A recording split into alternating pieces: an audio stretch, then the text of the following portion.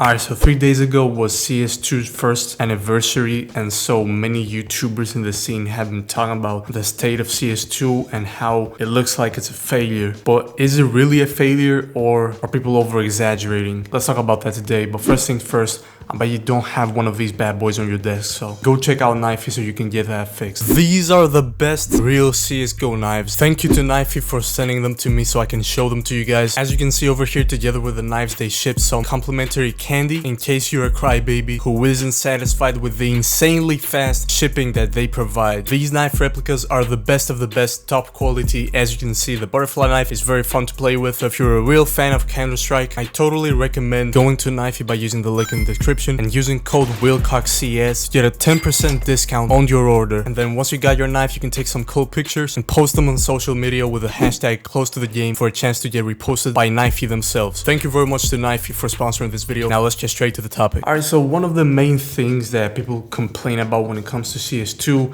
is how it promised to deliver better fundamentals, such as better servers with higher tick, a more polished matchmaking feature, which wouldn't have the problems that CSGO had. Obviously, we know that CS2 is suffering from the same issues. The sub-tick system isn't quite 128 tick. Matchmaking is completely dead, especially if we're talking Premier mode, because the cheaters are running wild in that. So if you look at it from that perspective of what it promised to be and what it ended up being, CS2 is sure a failure. But for the game being so flawed, fundamentally, it's still performing pretty well and the community is still holding up.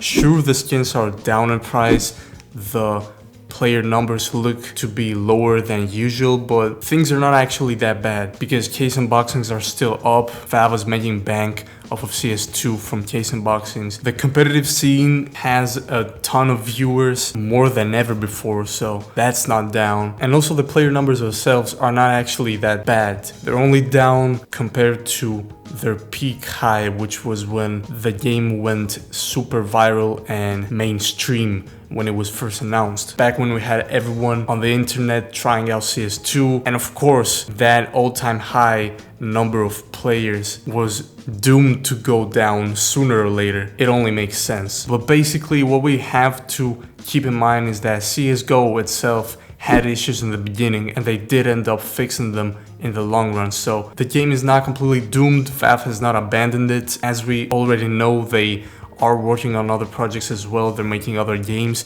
CS2 is not their only game. They might also be working on Half-Life 3. So let us be thankful for what we got and what we may potentially be getting in the future. And at the end of the day, if we want to go play CSGO again, we can actually do that. So if you're wondering how you can do that, you can watch this video right here.